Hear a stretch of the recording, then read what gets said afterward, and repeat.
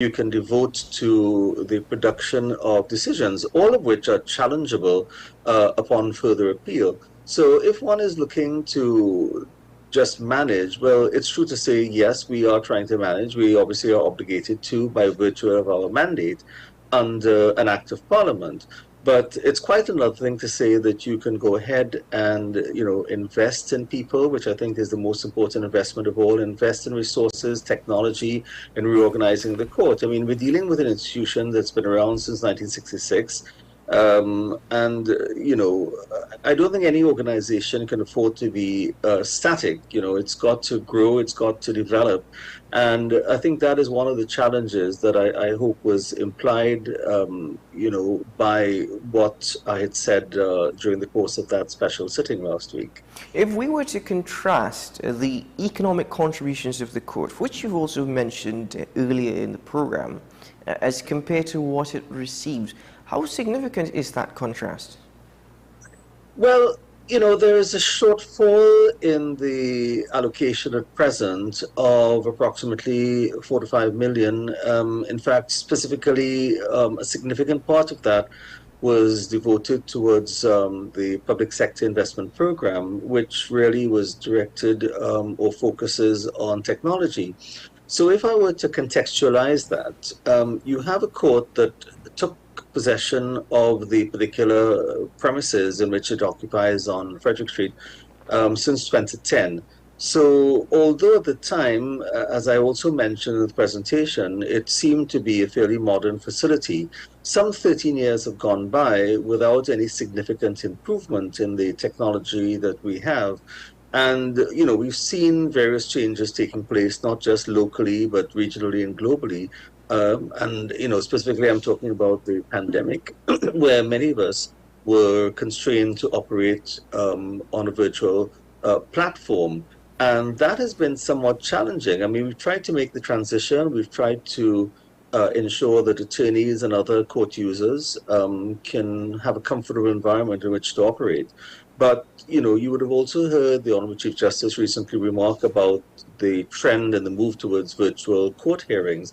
And that is something we've actually been trying to do, particularly since the pandemic.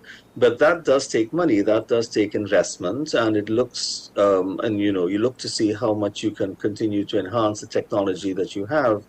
So while we've identified certain areas which are vastly in need of improvement, we're not getting the funding to support that improvement. And that's the thing, because you've also mentioned that the majority of the funds allocated to the court is for recurrent expenditure. But you've also mentioned that the court is trying to utilize technology. Would an increased allocation allow for the court to utilize such technology more efficiently, in the sense that, as we are speaking this morning, is the court falling behind? Well, we're not falling behind in terms of the work that we have in hand, but what we do find is that there are continuous expectations for an enhanced service, and you cannot provide that with the limited resources that have been given to us. And the singular point really is that if you are considered, to play such a pivotal role in the economy, and we know that that is always an issue that any government of the day would be concerned about, then it seems to me that you've got to invest in the institutions that you've established to carry out those sorts of core functions. And, the point needs to be made is that the Tax Appeal Court is really the only body that I would say maintains a level playing field between the government revenue bodies, authorities, and the taxpayer. And when I talk about the taxpayer, of course, I'm not just talking about the individual taxpayer, but also the corporate taxpayer. So we have many people who are called in parlance the litigants in person, and we've got several of those persons who represent themselves, many of which are fairly tech savvy, some are not as tech savvy, but we certainly have the top firms that represent the corporate parties before us, and they do have very high expectations that we are going to provide a helpful platform with which they can interact with us, certainly online. And I think this is really what I mean by saying this is a critical issue for the development and hopefully for the future of the court as well. So expectations were created because of what we had to do by way of transitioning during the COVID time, and that has really continued up to the present day. Are you able to meet such expectations? And just for clarification, if we were speaking about what is before the court, currently, is the court able to meet all its obligations in an effective and efficient manner? Not as effectively and as efficiently, to use the words that we would have liked. I mean, I think that, for example, our IT department has identified several areas where significant investment is required. And unfortunately, we've not been able to do that. The other issue is that I've mentioned that beyond the somewhat narrow focus of the core work that we do, which is to hear and determine appeals against assessments of tax, where the taxpayer has raised an objection to that assessment. We also have an obligation as a public institution that where proceedings are held in camera to inform the public about what we do, to educate the public about the tax system, and also to play a role as any other public institution in justifying the role that we have. So on the one hand, we can appear to rest on our laurels and say, well, we've got 57 years of service to look back upon and to feel proud about. But I think if you maintain that sort of static approach and you don't look to be continuously enhancing the service that you provide, then it seems to me that an institution can be in danger of withering and really not developing as you would like. And I think the other point that needs to be made is that it's an institution that is relatively small in terms of the number of staff and other resources that we have. And so therefore, this is where technology, I think, plays a critical role if we're going to continue and hopefully improve the service that we offer to the general public. Well, Justice Dr. Anthony Gafur, I'd like to shift focus just for a moment on another point that you raised last week, and that is in regard to updated legislation. Could you just kindly explain, I know it might be quite broad, but what are the areas that this updated legislation, which is yet to be implemented, would improve on? Okay, so thank you very much for that. I mean, it's an issue which has, plagued us for a while because we have sought to ventilate our concerns that we're operating in a very modern technological environment with outdated legislation which goes back over 5 decades.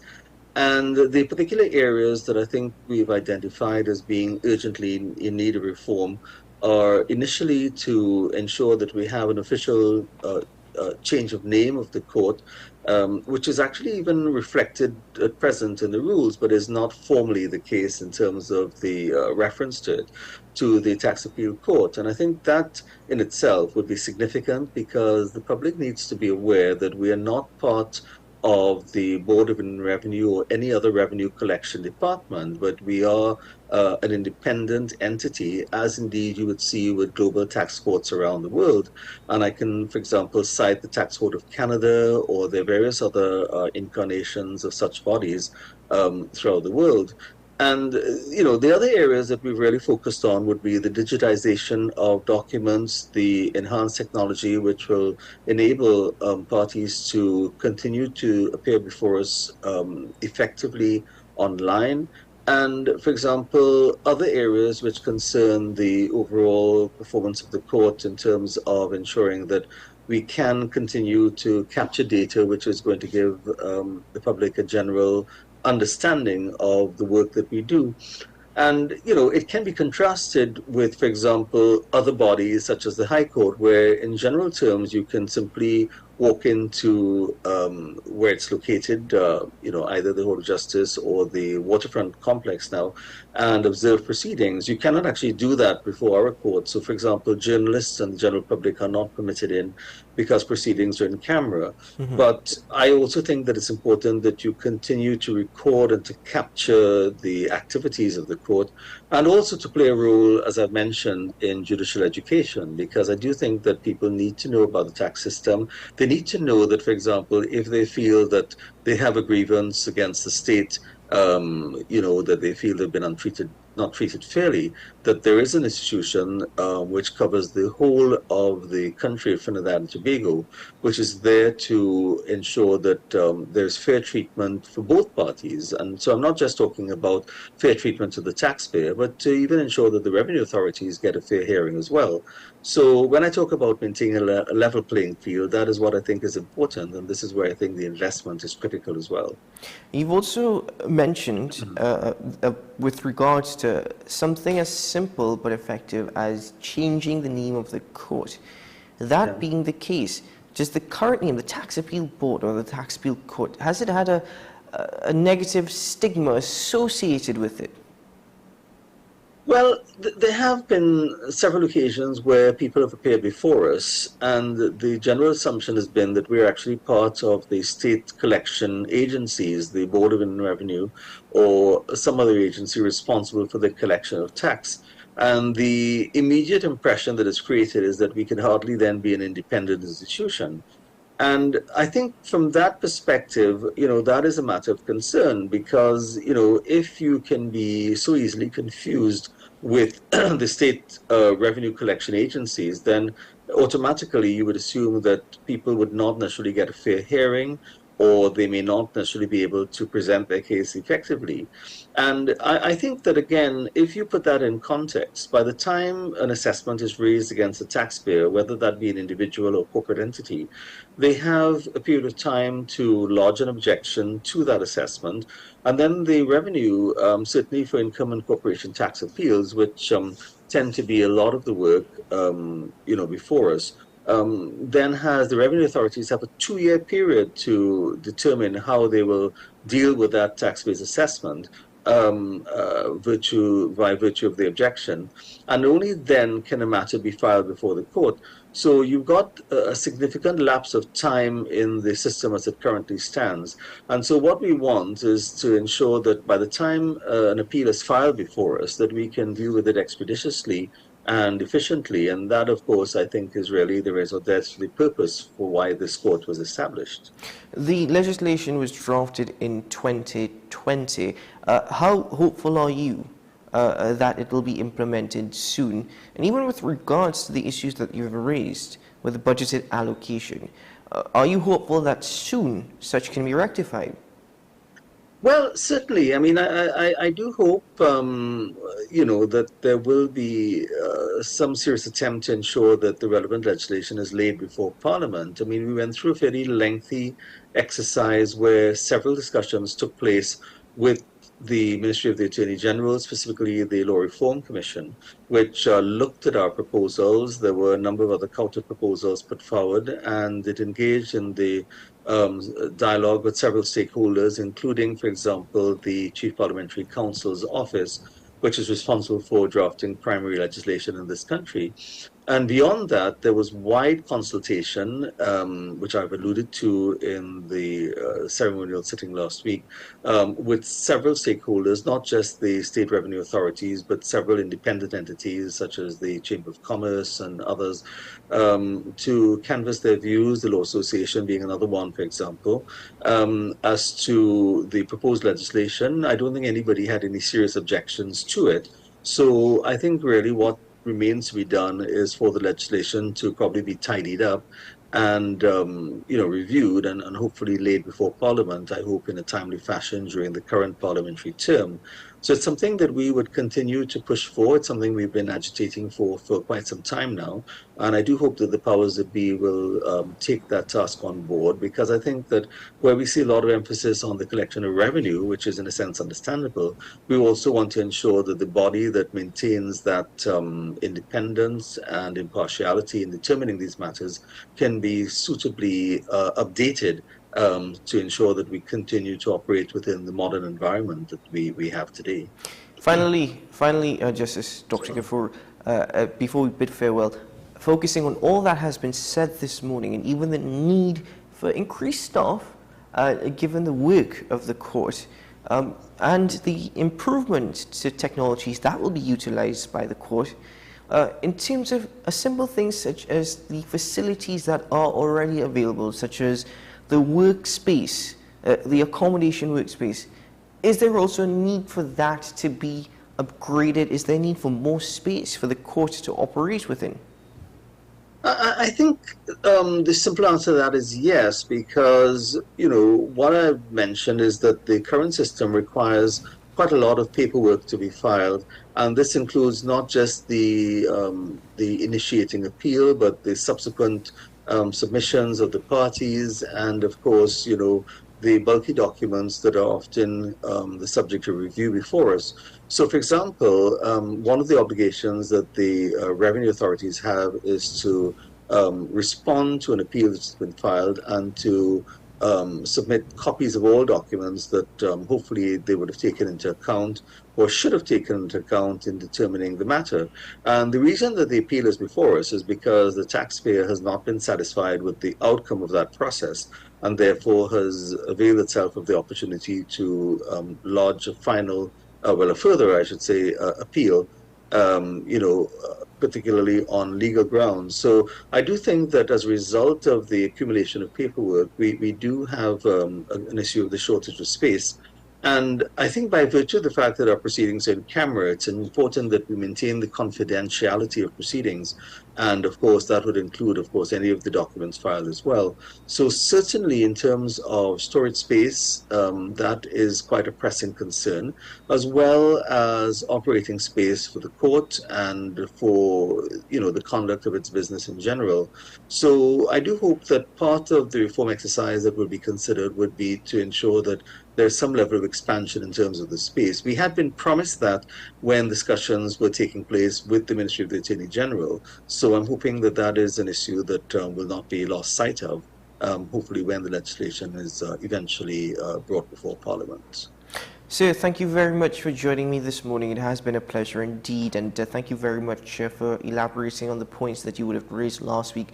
There is a better, more clarified understanding now to the situation at hand. So I do thank you very much for your time, sir. Well, thank you very much, Keith, and it's a pleasure very much to be here, and thank you very much for your very kind invitation to share and hopefully expand a little bit on what was discussed last week. Thank you very much, sir. Do have a good day. Keep well. Thank you very much. My pleasure. All the best. And that was the chairman of the Tax Appeal Board of Trinidad and Tobago, the Honourable Justice Dr. Anthony Gafoor, joining me on AM Prime this morning. Ladies and gentlemen, let's take a quick break here on the program, and when we return, the conversations will continue. We'll be right back.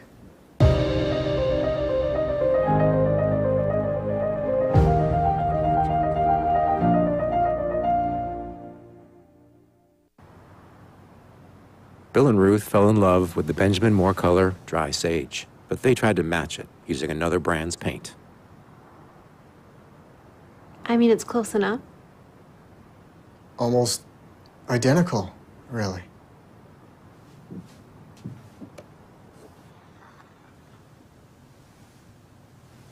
Yeah, there it is. Never trust another paint to be a Benjamin Moore color. Let the home store turn your house into a home you love. Get everything you need to give your home that special look and feel. We offer household items, lawn and garden, paint center, hardware, plumbing, lighting and electrical, toys and storage solutions. 5 convenient locations: 6th Avenue Barataria, The Falls at Westmore, Pennywise Plaza Shoguanas, C3 Center Branch and C3 San Fernando. Check out our Facebook page for more information and come visit us today. The Home Store. Turn your house into a home you love. You gave us the inspiration to be first. We gave you the solutions that put you first. You walked with us side by side, and we continue to serve you with pride. First Citizens celebrates with you 30 years of achieving dreams, shaping success stories, and painting brighter futures together. And together, we'll accomplish so much more. First Citizens, together, 30 and beyond. From Maracas Bay to Arafita Avenue and Piaco, Richard's Bake and Shark brings the world's most popular fish sandwich closer to you. Open daily at all our locations. Take some time for yourself or spend some time with the family at Sandy Point Village Hotel. Enjoy our various studio and suite apartments, self-contained with their own kitchenettes and Wi-Fi. We also have our famous 100-foot swimming pool and our beachfront restaurant, the Steak and Lobster Grill. And our location in Crown Point puts us near the center of activity from the nylon pool to the local nightlife. Call us and make your reservations at 639-8533, 389-2378, or email us at sandypointvillagehotel@gmail.com. The newest book is here, Closer to the Church, the debut novel by author and former mayor Louis Lee Singh. Available at all the Home Store branches, Barataria, West Mall, Shogunas, and C3 San Fernando. Paper-based bookshop 10 Nook Avenue, St. Anne's, WESN 30A Gattaca Street, Woodbrook, Metropolitan Bookshop, Ariapita Avenue, Woodbrook, and all RIK bookstores nationwide. Available online as paperback on Amazon.com and Kindle for e-readers. For more info, call 628-5835 or 389-6504. Also available from author Louis Lee Singh, I Used to Live in Heaven, Letters to My Granddaughters, and Local Government in Trinidad, Conspiracy Against the People. Alan's Funeral Home, Tunapuna. Relax. We know the loss of a loved one can be challenging, but we've got your back for all your funeral needs, from documents to the service and or burial. Let Alan's Funeral Home take care of you and your loved ones. We are located on the Eastern Main Road in Tunapuna.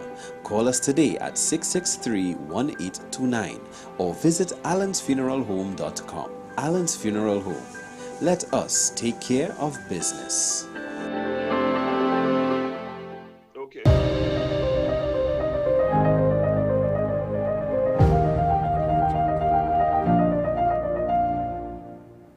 Welcome back to the program, ladies and gentlemen, and thank you for being with us this morning. My next guest is the General Secretary of the National Trade Union Centre, Mr. Michael Anisette. We're speaking this morning of the minimum wage and the adjustment to the minimum wage. But the NASOC has said a high minimum wage can actually help in terms of the crime situation here in Trinidad and Tobago. So to hear their arguments, I now welcome Mr. Anisette. Hello, sir. Welcome to the program. Yeah, pleasant morning to you. Thanks for the invitation and blessings always to Trinidad and Tobago. Well, thank you very much, sir, for joining me. Mr. Anisette, let's hear your arguments in regards to a further increase in the minimum wage could help with the crime situation in Trinidad and Tobago. All right, what we are actually said is that we need to get away from the question of minimum wages, because minimum wages is defined as the least amount of money that you can pay to a worker.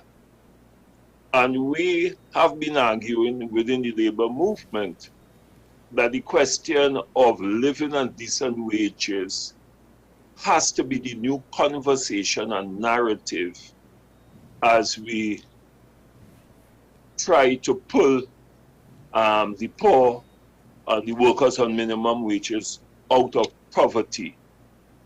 And we would have demonstrated in a clear way that while the government would have said that they would have increased the wages for a 4-year period by 17 percentage points, it actually translates into 2050 multiplied by 173.3, because I'm doing a conversion into a monthly wage, what it represents, the daily wage, okay? And it works out to $3,552.65. But our research would have demonstrated within the labor movement that a house in an ordinary place, 2-bedroom for a family, which is what family basically look for, 2 or 3 bedroom, but I'm dealing with the minimum amount of money that would be paid is $2,005 a month. So that if we take the $2,005 for a minimum wage earner and subtract that from the monthly salary, the worker is required to now live for the month on $1,052.65. The question is, and I think that is the conversation we have to have in Trinidad and Tobago, is that fair to ask a family of 4 to survive in Trinidad, given all what is happening with inflation and the increased cost, right, to live on $1,052.65. We have argued and we will continue to argue and say no. But more importantly, we would have used what I want to call a new approach in economics and in addressing wages. And it is the question of the purchasing power of working time. Let me repeat it. The purchasing power of working time. What does that mean to the people in Trinidad and Tobago? You have to take what is the minimum wage per hour and determine if I have to buy oil. And I deliberately went and got some prices at Price Man, which is supposed to be the lowest, and a Chinese place, and in Massey. And it is amazing how those 3 different entities have different prices. But what we discovered is that if you buy an ordinary oil for a family, you have to pay almost $99. And in some instances it's $89, in others is $92. So I will have to work almost 2-point-something hours. No, 4-point-something hours. Sorry, in order to buy oil in Trinidad and Tobago. When you say, sorry to interrupt. When you say ordinary oil, that sounds like a rather high price. Could you just, as silly as it may sound, what's the size of that bottle of oil? That oil will be for a family, which is the liter,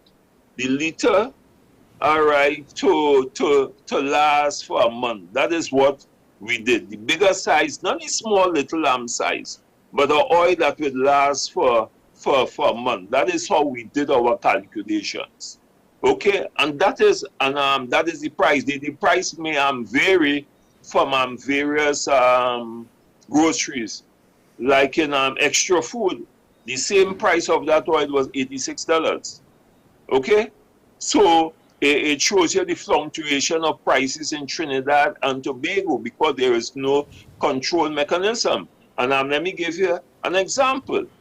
Is that if we have to buy a loaf of bread for a family of 4, which would not last based on the sizes over a 2-day period or a 3-day period, you have to pay $17.50, and in some places it is $18.50. So you have to work 1-point-something hours in order to buy a loaf of bread. And I think that is so startling that we do not pay attention to those kinds of realities.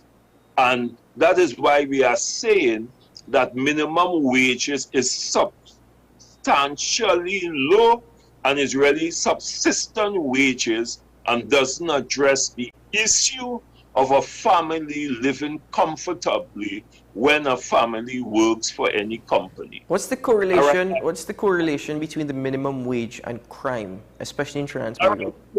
All right. What has been demonstrated in our research that poverty levels within our society, and that has been discovered that there's a correlation between poverty and crime. And therefore, if you pay minimum wages, which in effect is poverty and subsistence wages, you are forcing people into poverty levels that is unseen in Trinidad and Tobago. And inevitably, what happens? The families, the children, is transition into crime. That is not Anisette saying. Those are the studies. And if you look at all the countries where you have massive crime, you will see that where there's poverty level, the guns and the drugs come in, and that takes over those young people's livelihood. It takes over the economy. It operates as a parallel economy. And therefore, we are saying within the trade union movement that those facts that has been researched, not by Michael Anisette, we would have done our research too, but by the ILO and other institutions. And we need to look at our wages and also our educational system, because there's a suite of things that will bring about crime, but the two fundamentals are the educational system, the level of education, and the question of wages that is paid to those groups of workers and those groups of community. Well, Mr. Anisette, let me ask you, if there were further increases in the minimum wage, there is a potential for job losses. Given that companies may not be able to fully pay their employees further increases, or the cost might be passed on to the consumer. That's just one aspect. There's so many aspects to this conversation. But with further job losses due to an increase in minimum wage, don't you think that that might also lead to a life of crime? No, but you see, I do not support the classical theory that when you increase minimum wages, that it ipso facto relates into loss of jobs. Okay? Why Michael Anisette and the National Trade Union Center and the labor movement is saying that? Let us look at the realities. We have had this saying about it when you increase the minimum wage. The minimum wage was increased, okay, 4 years ago. The minimum wage started at a particular time. Did we see any fallout as a consequence of that? The answer is no. Are we aware that the minimum wage in the United States is $7.25? But most of the states now are paying up to $15 in order to attract people and in order to keep the business going and the business rolling. Because there's a nexus of when workers have real disposable income, the aggregate demands for goods and services increases. And when that increases, it pays somebody, it makes profit for the company, and it keeps your economy going. So you see, that philosophy have been told to us by neoclassical economists. We have also been told that let the market dictates where prices fall. Okay, and we would have seen that the market did not assist us in any way in that. When you had the financial crisis, is the government had to go and bail out these big companies. Mr. Anderson, let me interject just for a moment, and forgive me, given the time. I'm glad that you raised the United States as one argument, because there is a study by Zachary Fawn, Joseph Sabia, and Razul Cesar called The Unintended Effects of Minimum Wage Increases on Crime. This was a study conducted in the United States that collected data from 1997 to 2016. And the findings of this study says minimum wage-induced jobs actually could allow for increased criminal activity. For example, there's an increase in teenage and young adult arrests and an increase in crimes such as larceny. So they're actually saying that there is also a correlation between crime in the sense that there's no evidence that the minimum wage actually impacts in terms of violent crimes, in the sense that there's no decrease. If anything, there is an increase. This is a study conducted in the United States. Yeah, but that is the point that I am making. And if you read the report properly, you're going to see that the minimum wages are paid to who? Students that are going to school and a lot of other people. But the point is, the point is that where a family do not have the ability in terms of disposable income, and that cannot be denied by any studies, to meet the basic needs of your family, inevitably there's poverty. And arising out of poverty, there is crime.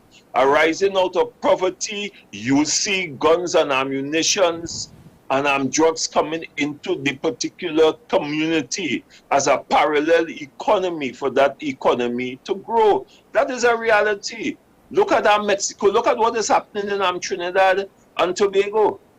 What is causing the crime in Trinidad? It has to do with the poverty level, the disadvantage communities, one, and our educational system that is throwing out workers, that are throwing out young people who cannot properly read and write.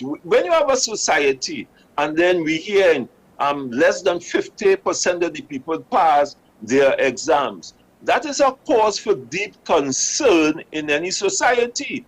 And those societies that we would have studied, e.g. Switzerland, where crime is almost minimum, Singapore, one of the underlying factors, and some of the Asian countries, one of the underlying factors is proper wages and an educational system that prepared workers for the world of work, because that is the equalizer. All right, Mr. Anderson, bear with us. We have to take a quick break here, but we'll continue the conversation for about 10 minutes afterwards. But those countries that you call, Singapore, for example, has such an efficient justice system, which is one thing. But Switzerland, the cost of living in Switzerland and Singapore is incredibly high. I don't think any Chinese are willing to make such sacrifices. No. But You're missing the point. When you come back, when you come back, we will continue. We'll be right back after this. all right.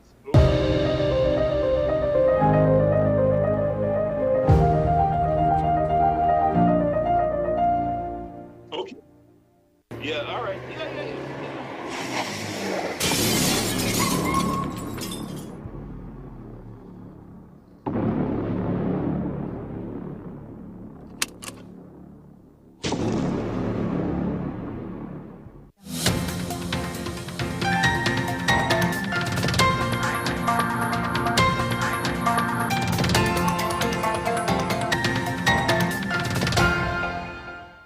Here is the WESN News on the Hour.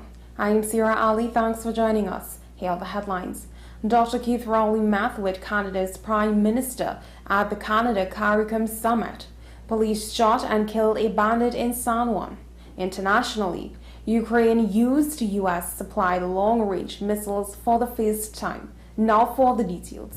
Prime Minister Dr. Keith Rowley is greeted by Prime Minister of Canada, Justin Trudeau, at the opening of the Canada CARICOM Summit in Ottawa this morning. The summit is co-chaired by Prime Minister Trudeau and the current chair of CARICOM, Prime Minister of Dominica, Roosevelt Scarrett. Climate change and resilience, access to finance and global financial architecture reform, Haiti, regional security, as well as trade and investment are among the issues that will form part of the summit's agenda. Police shot and killed a bandit in the San Juan area on Tuesday night, shortly after he and another man stole a car.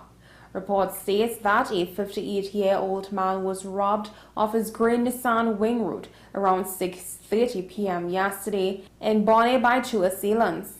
An all-point bulletin was issued, and officers later intercepted the vehicle at the Quasi in San Juan, where the suspects reportedly opened fire on the officers.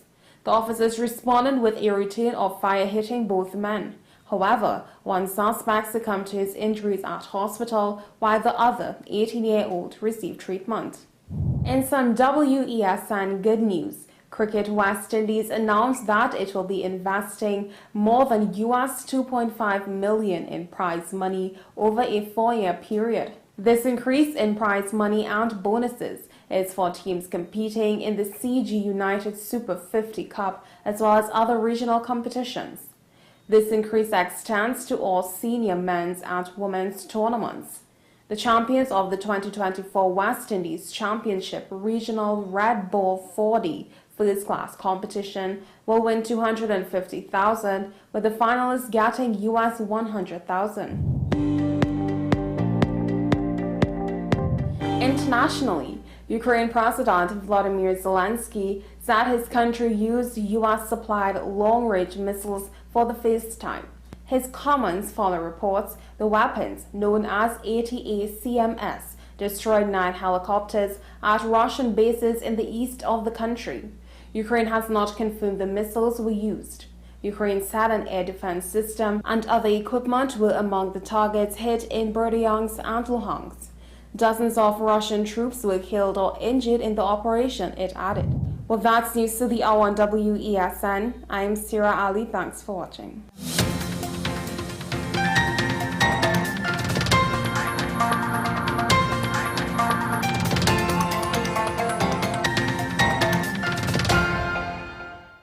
Since they were on sale, Laura bought these umbrella shoes without thinking. Literally, without thinking. Hungry for deals? You'd better come and satisfy it at KFC before doing something crazy. Wow Bucket. 7 pieces of chicken and 4 regular sides for $115. A finger-licking good deal.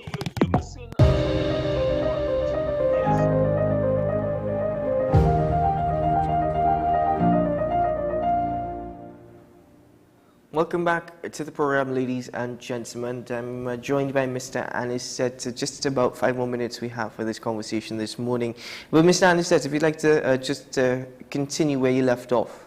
All right. Okay, you were making the point of Switzerland, but let me tell Trinidad and Tobago and my listening public, the Organization for Economic and Social Development, they have done studies, and they had pinned a study on the 2 countries and other European countries that I'm calling, and what they would have thrown out from their studies. It has determined that the higher level of education, okay, is the less likely that the population goes to crime. And therefore we are seeing that effect in Switzerland, we are seeing that effect in the European countries, and we are seeing that effect in Singapore and other Asiatic countries. The point that I'm making, in those pockets where you have poverty level, like in France, you have crimes there that is galloping. What is the reason? There's a lot of people coming in who are unable to get work, and it generates that spiral that is called crime. So we cannot deny that as a fact, and that is the argument that we are using in the trade union movement. But more importantly, although the cost of living rate in Switzerland is high, I have been there on several occasions attending ILO meetings, but the salaries and wages are compatible with the inflationary level, which gives the workers there the opportunity to have living and disposable income for them to survive, because Switzerland is one of the richest countries that you have in the world. So let us begin to understand that economics is driven by people and not necessarily by the balance of your dollars. Economic is driven by the fact of how you redistribute the wealth that is generated in any particular country.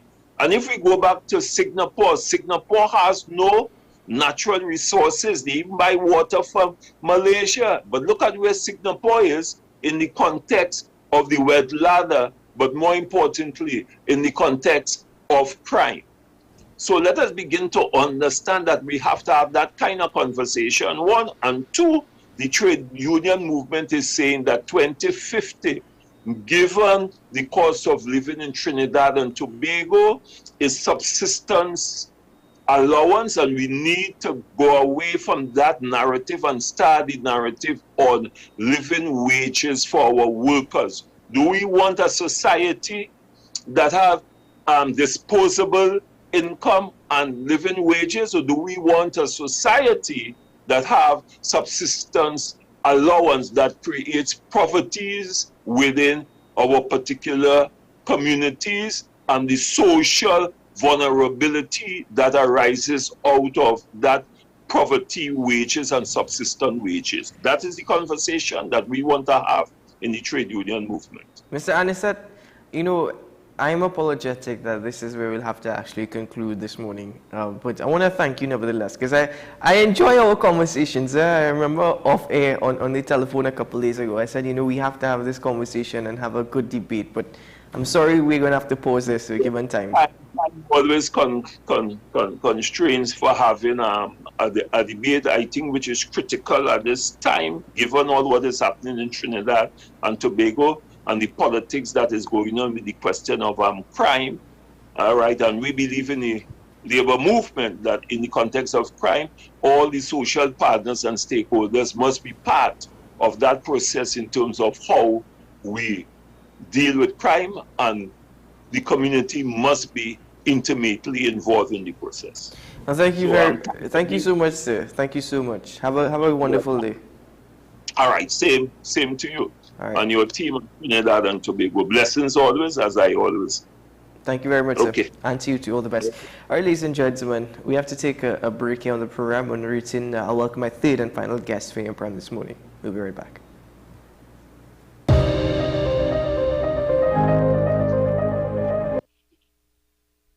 Let the home store turn your house into a home you love. Get everything you need to give your home that special look and feel. We offer household items, lawn and garden, paint center, hardware, plumbing, lighting and electrical, toys and storage solutions. 5 convenient locations: 6th Avenue Barataria, The Falls at Westmore, Pennywise Plaza Shoguanas, C3 Center Branch and C3 San Fernando. Check out our Facebook page for more information and come visit us today. The Home Store. Turn your house into a home you love. You gave us the inspiration to be first. We gave you the solutions that put you first. You walked with us side by side, and we continued to serve you with pride. First Citizens celebrates with you 30 years of achieving dreams, shaping success stories, and painting brighter futures together. And together, we'll accomplish so much more. First Citizens, together, 30 and beyond. FanZone, your reliable, authentic supplier, has just gotten better. You can now visit our website www.fanzonett.com for your authentic wear and collectibles. The only place where you can use both your Visa debit and credit cards.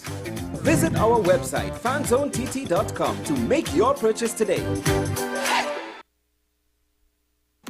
From Maracas Bay to Arafita Avenue and Piaco, Richard's Bake and Shark brings the world's most popular fish sandwich closer to you. Open daily at all our locations.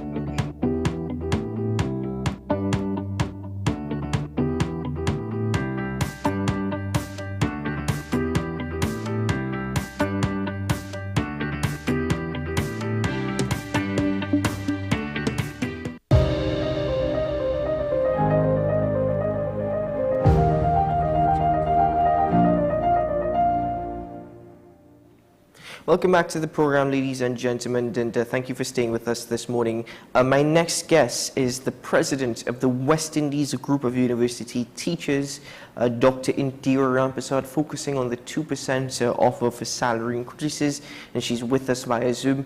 Good morning, Dr. Rampersad. Thank you for joining us. Hi, good morning. Morning. How are you? I'm fine, thank you. How are you? I'm fine, fine. Dr. Rampersad, could we start by just asking, what's the status of negotiations between the group and the CPO, Dr. Daryl Daniel? Well, I don't think the negotiations has taken place with him at this point. It really should be with the line minister, who is a minister of education, and we are not hearing anything from her. And not hearing anything from her, not hearing from him, I think the principal sought a meeting with the Minister of Finance, and that meeting was supposed to have been guarded since August, and it didn't come off. But really, the one who traditionally we have engaged, or the principal has engaged, because we engage in management, which is we represented by the principal, but they engaged the line minister. Traditionally, it's been the line minister, the Minister of Education. Mm-hmm. So, Minister of Education is the one who's supposed to be in conversation with the principal about our remit and about our salary negotiations. And the negotiation, the offer of 2% that has been placed on the table has been labeled as insulting and disgusting. Now, 2%, I can understand why, but to give your arguments as to why this is inadequate, insufficient. Well, I think I have explained that at length, given the rising cost of living. We have not had an increase since 2014, so we are now in the 10th year. Okay, we are now in the 10th year without a salary increase. Then the rising cost of living from 2014 to now, and it has escalated tremendously in the last few years. Post-COVID, it got worse, but it has always been increasing. And so the purchasing power of our income, and that would apply to everyone, has been decreasing because of this cost of living. We're talking about rises in the price of food and fuel, transportation, housing, you name it. It has increased. Nothing has gone down. I mean, I can't think of anything price has gone down. So the lecturers and the senior administrative and professional staff who represent academic, senior administrative and professional staff are having a difficult time making ends meet. It's extremely grueling for us, you know, to be living on 2014 salaries in 2023. In a letter to members, Dr. Ramprasad, you were actually instructed that for October, until satisfactory and reasonable offer is proposed, there will be a complete withdrawal of enthusiasm. What is a complete withdrawal of enthusiasm? Well, basically, it's a shutdown of the systems and operations of the UE in all the departments. So that would include the library services, the registry, offices of the principal and deputy principal, student services, all the institute and centers of the university. We made that call for. So it's basically to stall the operations of the campus. The only thing that we have been doing is teaching. Okay, so this is not about holding students hostage. We're not targeting students.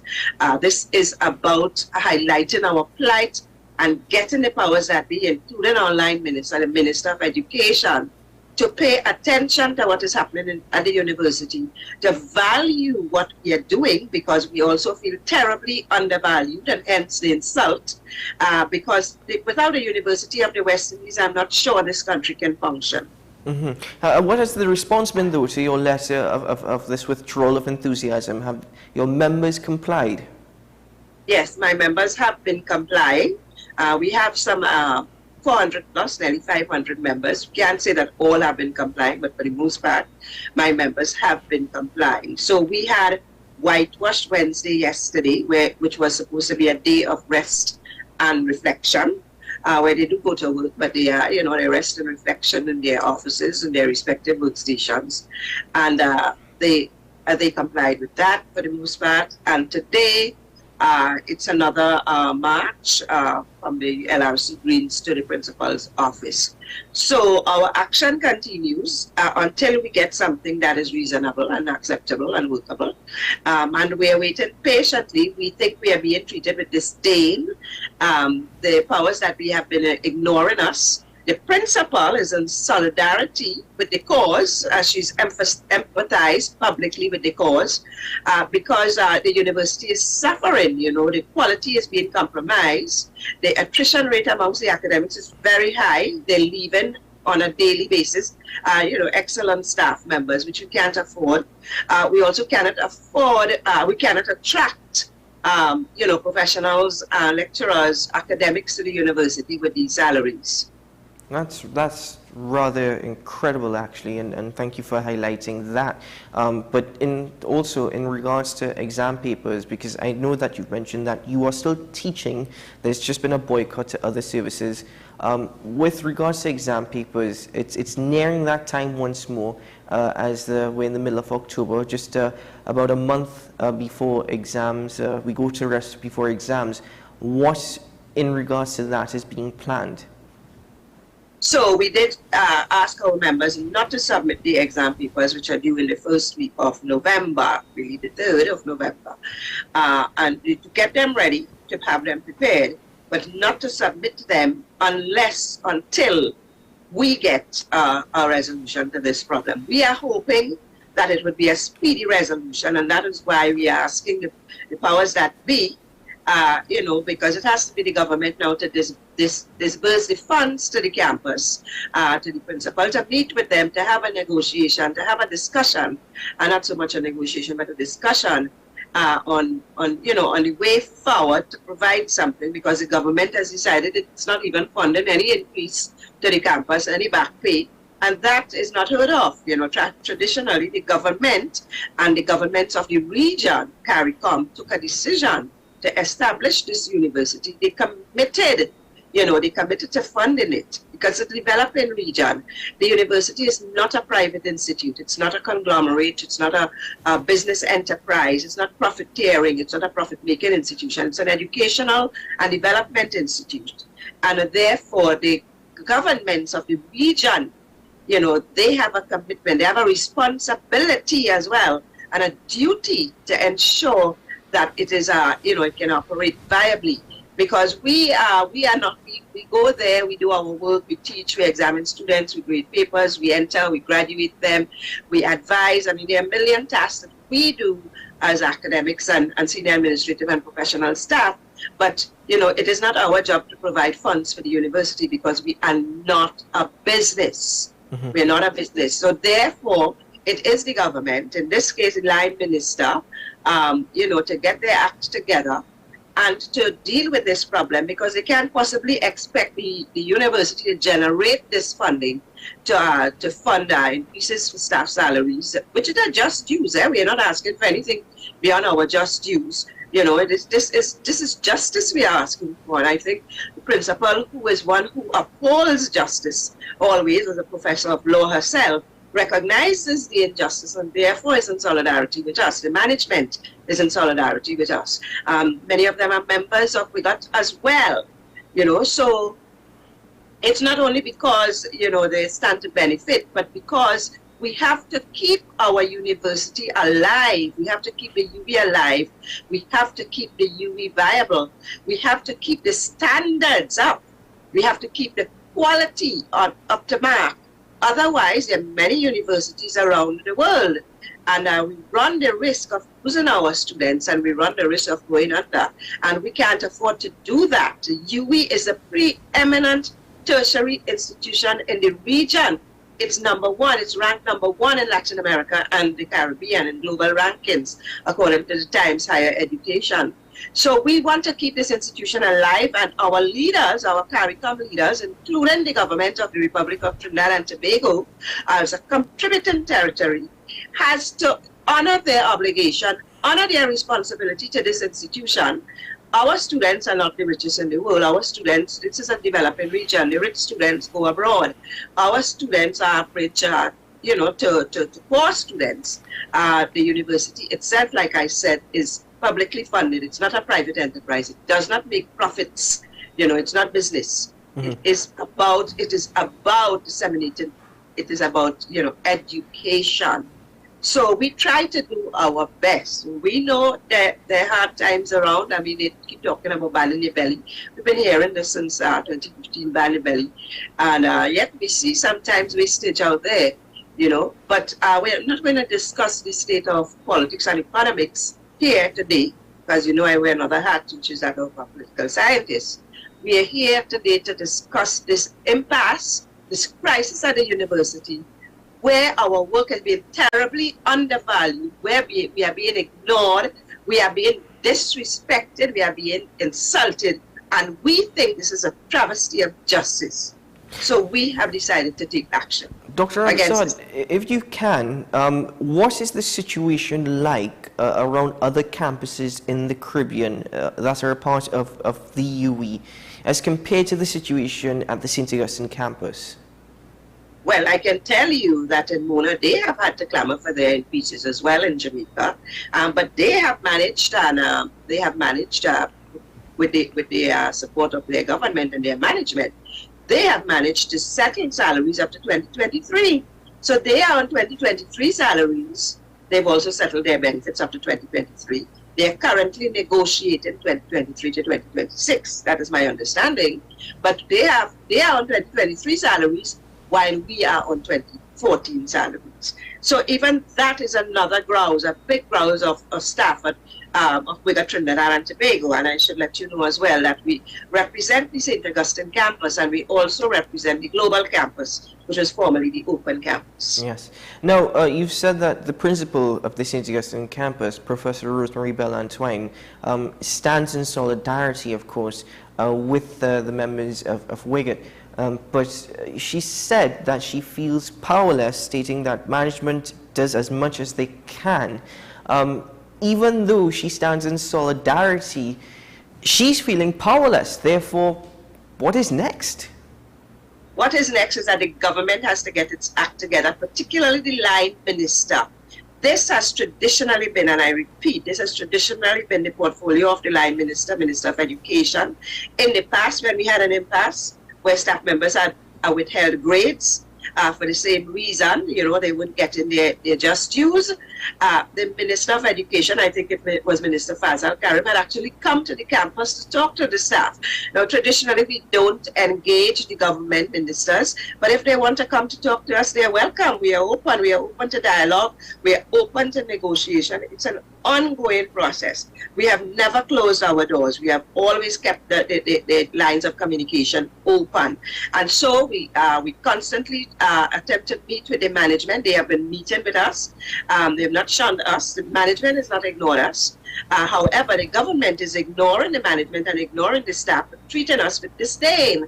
And this is another aspect of this problem. You cannot treat the University of the West Indies or its staff like this. Many of them and many of their children and relatives have attended this institution. And had it not been for UWE, and you know how much we do, we also give selflessly of our service to the media, to the public. When you all call us for commentary, we don't ask for pay. You know, we comment on so many public issues, on crime, on the budget, the economy, on politics and international relations, and we give of our knowledge and our expertise and our time selflessly. So I think it is time that the powers that we recognize the mammoth and significant contribution, the phenomenal contribution of the preeminent tertiary educational institute in the region. What would the country and the Caribbean be without the University of the West Indies? This is the question. Well, Dr. Rampersad, the principal has also raised the financial situation of the UWE, saying that the UWE St. Augustine campus is at a dangerous point. And perhaps the UWE as a whole, as a CARICOM entity. That being said, one of the points that was raised is the possibility earlier this year of increasing student fees to meet such demands. I know we're focusing on salaries this morning, but any comments in regards to that proposal? Well, I believe there was an arrangement in place to enact a reasonable increase for students, to which I believe the Guild was party in those discussions, the Student Guild, and it was agreed. And then we heard in August, and I don't know for what reason, as a political scientist, I thought it was because of local government election, that the government pulled on that. The government ministry had agreed on that increase. It had gone through all the necessary channels. Now, our position, as I just told you, our students are not the richest. Our position has always been it should be a gradual and reasonable increase because we do want to keep our students, we want to attract our students. Education should be affordable for students in a developing region. Otherwise, we would end up with education for the rich and wealthy and the prosperous and the affluent, and that is not what we want. We want to make sure that education is affordable to all our students. So there has not been an increase, I believe, since 2001, and that is also a cause for concern to generate income. But the government, you know, on the one hand, can't hold back funds from the university.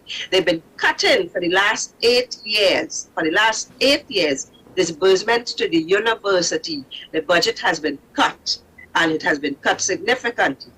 And now they are asking for the university to pay salaries and to pay back pay, and that without student increases, how is the university expected to survive? So this is the principal's main concern. This is a primary grouse, because she is struggling also to make ends meet at the university. It's just they've been cutting academic staff, they've been trimming the fat, they're now no fat, they've also delved into cutting the muscle. You know, they are chipping away at the muscle. And when I say the muscle, this is core staff, this is essential staff. academics, senior administrative and professional staff, but more so up in the academic arena. And so we are in a precarious situation as we stand. Final question, Dr. Ambassador, before we bid farewell.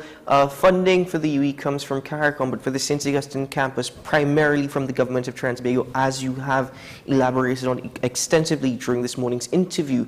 But do you suppose there is a need for intervention, further intervention, from CARICOM member states in these negotiations? Well, it would have to go there. It's a contributing territories. There are many territories that contribute, and not all of them are from CARICOM. Some are even outside of CARICOM, but certainly we would like an intervention from anyone who is willing to advance our cause. Like I said, we've got the lines of communication open. We need the powers that be. We need the government of the Republic of Trinidad and Tobago, because it's they are the ones to fund it. We need them to understand that we cannot carry on like this, that they cannot treat the University of the West Indies like this. So, it's very strange. It's a strange modus operandi that you're expecting the university to perform at highest level. You know, we have to graduate students, undergraduate students, and graduate students. We have graduation coming up at the end of this month. It's already started in Five Island campus. I think very soon it's going to be in Barbados, then Trinidad and Tobago, and then Jamaica. So we are graduating our students, but this is coming at a tremendous cost. And our academic staff, the administrative and professional, we are stretched. You know, particularly our academics, with the amount of work they have to do, because they have been cutting staff, and therefore somebody has to pick up the slack. Okay? Well, Dr. Ambassador, thank you very much for your time this morning. It's a pleasure to have you on the program. As you said, you wear another hat as a political analyst, so it's a different conversation this morning, though. So thank you so much for your time, and all the very best to you and to your membership. Thank you so much. Just want to send a message out there that we are not intimidated by any police in our peaceful protest march. We're not doing anything wrong. This is our democratic rights and our right to fight for justice. And so we will never surrender. Thank you very much. Thank you very much. Do have a good day. Dr. Leora Rampersad, President of the West Indies Group of University Teachers, joining me this morning. Her closing message is, we are not intimidated. We are standing for our democratic rights. Ladies and gentlemen, that is where we conclude, and that's it for AM Prime this morning. Thank you so much for joining me, and thank you very much to my guest for being a part of this morning's program. And to you, the viewer, it's always a pleasure, and thank you for making the time to join me this morning. Wishing you a good day ahead, may it be a productive one and a safe one. And should things go well, certainly hope they do. I'll see you again tomorrow morning from 6 AM. But until then, keep well.